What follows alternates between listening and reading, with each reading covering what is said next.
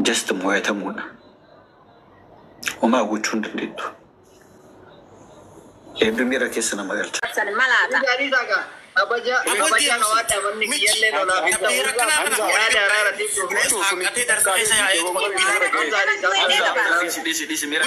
dubartii waliin galchuu nadoo waliin yaasni waati nadoo maal gooti wara dhimma dhiiraa keessa nadoo maal goote dheedheetii fi qabsoo ba'u ijoolletu mujjirtu nadoo maal gootanii olii gayyaatanii nadoo جست مويتمونا وما وجهون دندو يبدو ميرا كيسنا مغلت هاتو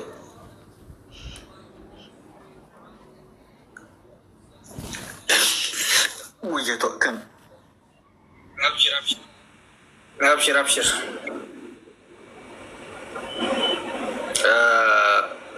gochi deemamaa jiru miira keessa nama galcha garuu furmaata waan ta'eef ka barbaachisu waan hundaa wanna jechuu qabdanii akka tasgabbaadha laaluu qabdanii.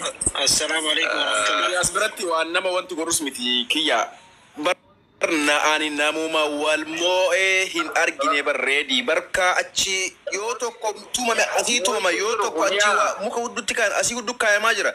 Kanaafuu boo'ichummaan hin jiru bari warra waluma qixaa barumaa garaagarummaa kanaafuu haa dhaabbatudha mammas biratti wanti dubbachuu qabdan malee asii akkana godhanii san qofaa miti akkas godhamaa jiru gaafa achii godhame asiillee godhamaa jira garaagarummaa hin qabu garuu kun nun fayyadudha as biratti jechaa jirru Oromoon kutaa lamaan dhiisaati Oromoon kutaa biraa ka hafte waan kana fixaa namnu hunduu dhiirri walirratti godhaa jira ay ani gootummaa tokko irra argate ka irra inuma hin jiru bar wanne akkasii ka tumamaa jiru miskiina achi miskiini tumame asilee miskiina tumamaa jira miskiina yaa rakkoo nama miskiina miidhamaa jira nuyi warra miidiyaa irratti haasa'u osoo hin ta'in miskiina lafaatti miidhamaadha abdii carraa kanatti fayyada. Okay abdii kuma yaasu galatoomaa iddoo ulfaadha wallahi wanni kun beeyta callisuuf dhaltii bakkisuuf baktiidha akkuma mala saree dhaltee wallaalle jedhan sani dubbiin huutee nama qabdee jirti lafee morma geette jedhan san taate waan amma deemamaa jiru kana keessatti jara kenna dheengadda bifa jaarsummaatiin ustaazonni aalimman ol bahanii waan sana dubbachuudhaaf yeroo yaalii godhanitti jaarsummaan sunillee itti milkaa'amuu hin dandeenye yoo argitaniitiin jiraattanii jaarsummaan dubbatamu yoo jiraate yoo kutaa biraatiin ta'e alatti fakkaataa kutaa sanii irraa dubbatamuun hin danda'amuun achirra dubbatame dhuga. Jaarsummaa kana keessatti bifa kamiin akka dubbattu bifa kamiin akka jaarsummaa dubbattu amma nama hundarkaayyuu wal dhahee jira. Akkamii akka dubbattu yoo wallaaltee jira. Kanarraa kanas jaarsummaatti jijjiiruun alatti yoo jaarsummaan hin danda'amu yoo jaarsummaan hin danda'ama jedhame hayyoonni wal mari'atanii yoo kutaan biraatu bakka haa bu'uu jedhame ijoolleen kuni yoo gara arsii irraa kutaa arsiin barbaannu yoo gara walloo irraa kutaa arsiin barbaannu jaarsi kutaa arsii irraa nu taa'uu hin danda'u yoo jedhan kutaa biraa irraa bakka buusanii bifa jaarsummaatti yoo jijjiiramuun ka danda'amu taate jijjiiran laalu eenyu dhugaa qaba eenyu dhugaa hin qabne ka jiru achi keessa laaluu hin danda'ama sunachi lammaffaa mootu jarana gochaa fi jechi wal madaalu jechaaf gochi wal madaalaan jiru waan amma deemamaa jiru kana keessatti jechi waan xiqqoo gochi godhamaa jiru ammootu waan guddaa waan garaa si madeessu dhiira wanni hin boochisu beeyta wanni taatee wayitu si boochisa waan ta'amaa jiru wayitu si boochisa namni akkana lafaa ka'ee hin boo'u gochi ammootu garaa si gubaa fi namni waan kana dubbata kan jechuu barbaade warroota gocha kana keessatti qooda fudhatan jarana gocha kana ka hojjataa jiru murna muraasa nama muraasatu gocha kana hojjataatiin jira itti gaafatamummaa gocha hojjatamaa jiru kana keessa kana durallee dubbannee jira itti gaafatamummaa gocha raawwatamaa jiru kana keessatti qooda fudhachuu ka danda'u warra biyya sana keessa jiru manguddoo biyya sana keessa jiran hayyoota biyya sana keessa jiran koominiitii biyya sana keessa jiran namni kamuyyuu seeraa ol ta'uu hin danda'u jennee kana durallee boo'aa ture warri gocha kana raawwatan danda'amanii barbaadamanii fuudhamanii miskiinni akka baraaramu gochuu yoo kana gochuu hin dandeenye ta'e mata jabeessi taa'ee labsii dabarsu dhayi ajjeese muka itti dhiibi amma jedhamu san gochaa jiru murna muraasa mana isaa taa'ee achi keessatti raawwataa jiru inni raawwataa jiru sun samii keessa hin jiru gadi seenee qabrii keessa hin jiru dachima kana gubbaa taa'ee raawwataa jira Yoo kana keessatti warri biyya Suudii keessa jirtan warri ijoollee kana bira jirtan qaamaan bira jiranii beeki barnamu qaamaan wal bira jira. Warra kana waan kana raawwataa jiru osoo argu osoo dhagahu.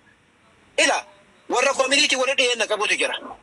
Warra qoonsilaa biyya saniiti warra dhiyeenya qabutu jira. Ustaazota irraallee ta'ii, manguddoota irraallee jedhi, barsiisota irraallee hayyoota garaagaraa irraa jedhi biyya sana keessatti qooda waan kanaa keessatti nama gahee qabutu jira. Osoo gahee qabu garuu inee minaa gabbaanyedhaa afaan cuqqaalatee taa'uuni seenattillee isa gaafachiisa. Jara kana yoo barbaachisanii fuudhuu hin danda'amu taate barbaachisanii fuudhu. Yoo kan hin danda'amne taate garuu bifa jaarsummaa jedhamu kana yoo kutaa biraatti kenname jaarsummaa.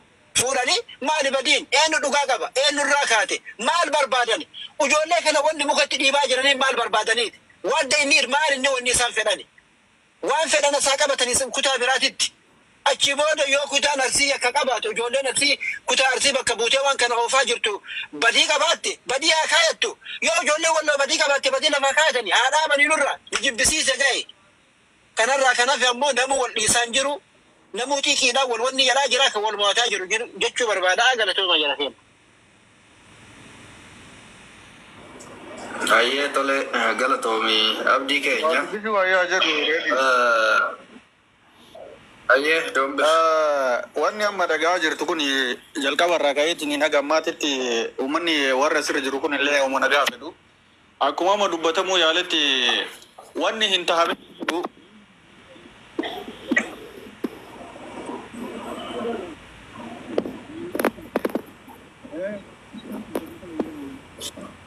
Sagalee kee jiru. Meeredi akin sagalee kee jiru.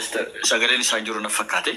Laali warroonni qoonsilaa fi imbaasii jettani qoonsilaa fi imbaasiin waan kana keessa sin galchu. Tokkoffaa imbaasii jechuun warroota biyya san keessa karaa seeraatiin galan qofa ilaallataa jechuudha. Fakkeenyaaf biyya kamuu keessa imbaasiin hin jira.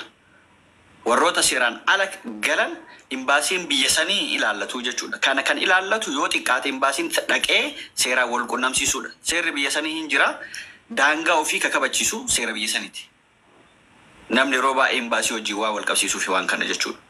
Wanta biraa wanti nama boojjisu akkaataa miti akkaataa ijoolleen itti dubbattu yookiin sigalee wantoota tokko tokko amma reefdiin yoo reef gaafatu just akkaataan siif deebi waan siisan wallahi ani wanti irraa laayivii nagalchee waan jabaa wanti godhame hunduu godhamee jira wanti hin godhame tokko iyyuu hin jiru just beetee arsiin kanaa miti arsiin biyya jira namni arsii yookiin mucaa xiqqaa tokko qabdee kanarratti miti arsooma isaa yookiin guddooma keellee keerratti agarsiistu ijoolleen arsiillee warloo xiqqaa qabaniiti miti guddooma arsoomaa akka agarsiisan jechuudha. Arsiin biyya jira wallos biyya jira. Dhiiqesantu just wanti tokko tokko wanti agartu wayii miira keessa si galcha malee wanti biraati miti. Akka biraa moo wanti biraa hin jiru awwala nama ta'uudha. Namni gaafa akka namaatitti yaadee waan hundaa hin dhiise jechuudha. Dhiisi islaamummaa, dhiisi oromummaa, dhiisi waan hundaa nama. Gaafa humaanitiin sitti dhagayamu just waan kana keessaan baataa jechuudha. Waan akkanaa yaaddu.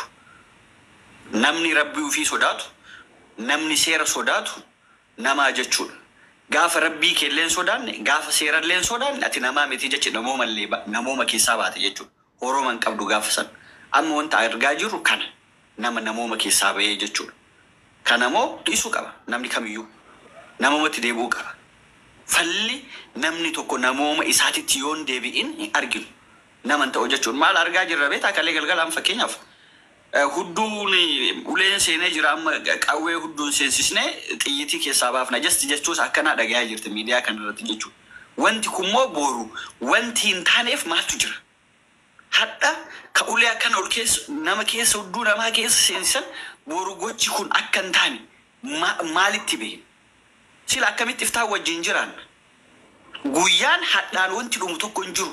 Hadhi hadha ka dhufutu caala. Wanti nama Abdi sagaleen kee jiru. Abdi sagaleen kee jira. Ni kurkiidha dhombir yeroo takka seetitti deebita. Nama Oromoo tokko bakka tokkotti biyya tokkotti yookaan fakkeenyaaf asitti osoo diinummaayyuu qabaadhe wantu aboo anaafsi Oromoodha ilmaan abbaa tokkooti afaan tokko haasoo hin ooraan jedhe bar harka kiyya kaafadhee dhahuun hedduun ulfaata. ilma Oromooti akkamitti inumaa waan biraa irratti godha harkumaanuu ol kaasu bar garaatu na wanti na jedha bar yoo inni aduute ilmaan abbaa tokkooti nuti Oromoodha rabbi jedhi na dhiisi yoo naan jedhe achi bira sakandii daqiiqaa san bira ittiin dabru bar ilma Oromoo tokko namni akkamitti bineensa caalee waan akkana walirra dalaga yaaboo dhiisaa kalaas awwaan takka dubbadheen beeku mana gasti nama tokkootu seenee hin beeku har'a reedii waan kana kaasnaan dhufeetiin seenee haasoo jira mee maal isinii faayidaa qabaa maqaa isin balleesse maqaa wal balleessanii bar ka'achi akkasi gure gaafa jalqabaa maqaatu badee bar ijoollee wallootis walloof bu'aa takka hin buusne bar walloon jalqabuma walloon bakka hin buutan garuu walloodhaaf kabajuma takka wal isin gootan hin jiru maqaa walloo yookaan keessan ol kaastan hin jiru ijoollee walloo bar viidiyoo san irratti hudduu isaa salaa wal salaa akkana jedhaa turtanii bar mee amma kun ganda kee kabachiise moo ganda kee maqaa balleesse ganda kee maqaa balleesse malee waa takka wanti inni kabachiise hin jiru kanaafu ammas rabbii jedhaati dhiisaa isnitti haafuu ka wal moo'u hin jiru waan kana keessatti miskiinni bakka hunda jira miskiina gara hundatti argita kun yoo ati asii miskiina tokko fuutee waa goote kunis miskiina biraa fuudhee waa godha kanaafu wal moo'uun hin jiru dhimma kana keessatti ofirraa dhiisaa amma reedii siin dhagahan nun dhagahanii bara ka sheekota achirratti Riyaad Gammadaa viidiyoo san dhageeffadheen hanga dhumaatti Riyaad Gammadaa ka akkasitti inni ol ka'ee nama guddaa agas goosan dhaabatee boo'ee san hin dhagayini nun dhagayan gara seeratti illee waati jettee seef kunni uummata gaara keessa galuuti seera irratti isaan arga garuu adaraa oromummaa adaraa amantii keessanii waan kana dhaabaa jennaan amma maal seete wanni ani yaada furmaataa yaada araaraa qofatu furmaata jedheef maaliif beekta kaleessa wanta ta'ame san argine jenne borumtaa akkas har'a osoo ijji kiyya argu deebee nama 3,000 irratti gaafa ilma dhiiraa surree baafadhu muka sitti dhiibu ittima osoo aboo rabbiin isa jedhu muka osoo itti dhiiban laayifiin cufate arginaan yaada furmaataa malee kana in dhaabsisaa ebaluu jalaa qabaa tadaraaddaruudhaan akka hin taane amane maaliif jennaan kan as taa'ee haasaa jiru nuti kan miidiyaa irra taa'ee haasaa jiru namoota biraatti kan dararamaa jiru garuu miskiina waan kanarraa quba hin qabne nama bilisaa nama nagayaa sigalee maaf kun ta'aadha kun dhaabatuu qabaadha waa'ee harka kennatuutii miti kun waa'ee xiqqeenya yookaan gadaantummaatii kun waa'ee ilmi namaa lubbuu ofii oolfatuu qabaatti furmaanni jiru kanaa fi kana waan amaleef laayifii kana seeni malee ajandaa kana keessa harkas kaawachuu barbaanne ture garuu dhala akka dhala namaa tokkotti natti dhaga'ame imimmaan wallahi imimmaan tanarra yaa'e dhugaan si himaan takka wanna jiru beeku bakka gaarii miti dubbadda hamzaa yarraa kan jiru loombir sagaleetti nagamu furraa dhiisee xiqqoo networking of waan kanarratti ani wanni jechuu barbaadu inni tokkoffaani waan tahee dabrerraa namni tokko naasawinaa kana booda taatee ammaan dura taatee maarree wal godhanii maarree akkas goote wanni kun akka nama madaa garaa keessaa qabu ifi dhagaamsiisuutti hakuban qabnellee aarsuu danda'a waan kana taatee tahee dabre irraa naasawinaa yeroo jalqabaatiif inni itti aanu namoonni miidiyaa kana gubbaa yaa'ee beerri komantiidhaan yaa'ee narraa saaqaatii narra gaddeebisaa jiruu fi akka jabaa gandaa'eef godhee yaaboo gabbaatii isinillee kafaladhaa isinit achi maarree oowwisaa ji'ee afaan banu miidiyaa kana gubbaa furmaanni jiru tokkoffaa namni dubbii deemee komantiin oowwisu namni dhalaan as jala yaatee maarree goota keenya narraa saaqii maarree itti godhi bakka teessi beektaa fi osoo obboleessa sii ta'ee hin dubbattu namittiin yaaboo kottaa harkaanaa fuudhaa akkuma sadaqaa gaafa Liibiyaati.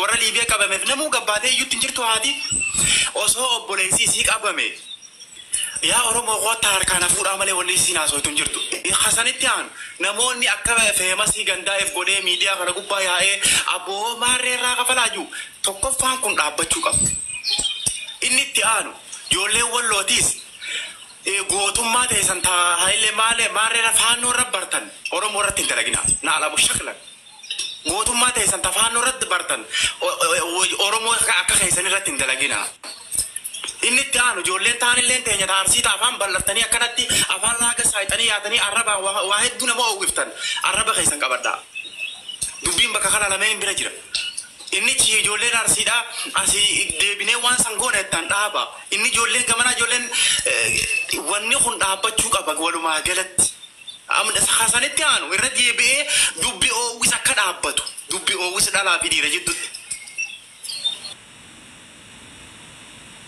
ready me ubita ko adu badde tinga bo adi fama wajit lali wanda kana gudi sokka ko wensi garsa gudi sonna kana wensi garsa kutaka yollente nyawani sani galini jira jara fenya nama tayin dadabde wante isa jira jada ga weni sinitima wallahi billahi wa tallahi dini ilman ormo bilashi ganna kame akkanamatti yo adda dabu diddan wallahi biya san kaisa teise hududa feetar rewo jirate networki biya feete fayyadamte biya mootummaa qabta keessatti bahuu dandeessu agency kun agency biyyatti waa'ee internetaa fi hunda hatta yoo gartee viidiyoo isaan galaksanitti ergite sigalanii network isaan fayyadamanii bikka deemanii qabuu danda'u walaakin wanni kun maal balleessa Hamza malata kana jechuuti maaltu si gachi dheengadda nama duune ittee gabaaste malata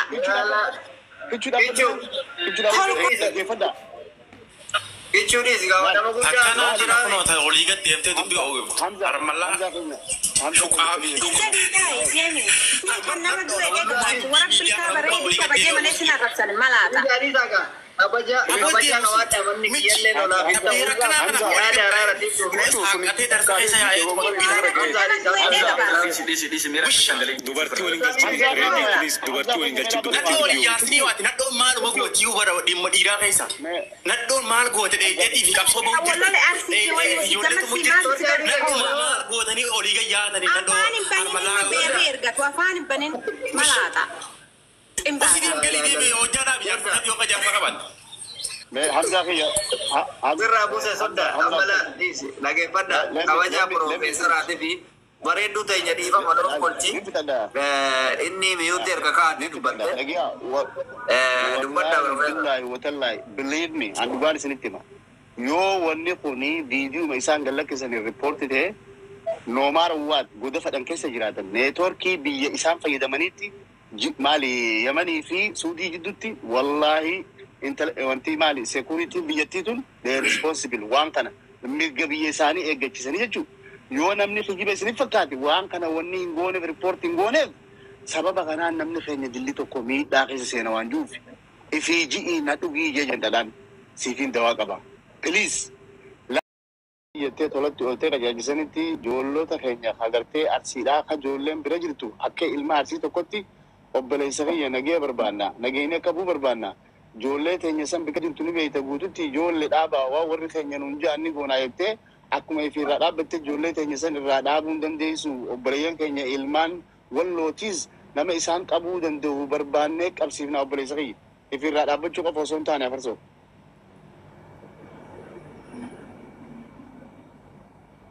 amma wal qabnaadha bar wal qabnaadha jarallee namoota ani amma tokkoffaa waan akkasii gabbayee dubbachuuf iyyuu jechuufu anuu yakkamaa isa jalqaba ijoollee si koomandoo keessa yakkamaa dhadhanii na dhiyeeffatan. Okay? Yakkamaa isa guddaa ijoollee miskiina ficcisiisaa jiru jedhanii na qabatan jechuu. Anam hayyee kanattillee dhagayaa jirtu. Ustaazota birattis warra araara barbaadu birattis afarsoon hin jiru. Yoo afarsoon hin jirreen araaramnu yoo afarsoo fiddanii araaramna jechaa jiranii isaanis ani bakka araaraatti waan an balleesse waliin ragaa kiyya waliin natti finnaan ummata kennas ummata isaaniitis ummata oromootis dhiifama na gaafachuuf qophiidha. Garuu bakka namni hin jirre lakkiiti atummatti barbaanna araara duraa san keessaa baatee araara san keessaa baatee bari laka amma afarsa kaase jedhan kana dheengadda gastii isaanii irra na yaamanii abboo ijoollee arsiitituu nama qabee miskiina kenna tokko qabee afarsaa sa'aatii 24 isinii kennine naa jiran. Aboo hayyee gaafannee miskiina kana hattuun qabame nama hattuuti qabe jechaa jirtanii hattuu san gaafadhee isin waliin baasee odoo an bilbilaan mucaa san waliin haasa'u sa'aatii 24 isaan jedhan gahe jechuudha. Gahee jennaan miskiina guuranii fidan laayivii gubbaa. Eessaan afarsaan keessa seenii kaase milola ammaa kana miskiina mucaa nama gaara ta'a warra agartee hattummaa biyya kana keessa jiru miliyaana walloon jira arsiin jira baalee jira korowaan 11 jirti jechuudha. Gaara kana warri taa'us miliyaana jechuudha. Hattuuni Oromoo keessa qabee kana keessatti miskiina dararu miliyaana warri qawwee hidhatee taa'u jechuudha. Warri bakka taa'utti miskiina qabee hawaalaa kan irraa argatu kiisaa waa fudhatu miliyaana tokko arsii qofaa miti. Otoo ani gaafa nena bakka dubbiin amma ammoo tun deebiteen sitti mujjira. Achi mucaa san bilbilee otoo an gaafachaa jiru galgala yoo geenne jechuu itti deebi'ee abboo jarri sunna arrabsee mucaa gal dhiifne jette abdii mee mucaa kana rabbii yookaan shorxaan qabamuu danda'a jedheen allaan. yookaan namni kun nama waraqaa qabu miti shortaan qabamuu danda'a achi gadhiifame yoo jiraate lubbuun ni mul'ata obsaa abdii jedheen wanni obsin hin jiru gastii gubbaana darbanii miskiina guuraa fidaadhanii gastii irra naqan jechuudha. Gastii irra naqanii mucaa gabbaasaa jedhan ergati ani hin dhiifne sanillee jala deemee mucaa sana eessatti arge Suudaanii biratti isaa baatii tokko dalagate jara kenna. Ijoollee Arsiitti harkaa qaba jedhan. Baatii tokko Suudaanii bira dalagate Suudaaniidhaan wal qunnamnee obboleessa isaatis qunnamsiisee abboo kun mucaan keessan dalagaa Suudaanii bira jira. Baatii tokko fixaa jira har'a guyyaa 18 obboleessi kiyyaa jira jennaaniin argee jira barnaan jedhe qaanfatee jechuudha. Qaanfatee obboleessi isaa sun argee jira Suudaanii bira jira wal dubbisnee naan jedhe jechuudha. Kanuma jidduutti miskiina guuranii tumanii gamanaatis miskiina guuruu taate ani eessaan keessa seenee duuba ani isaaniin dhaabbadhee nama kenna bilbilee gaafachuu ture.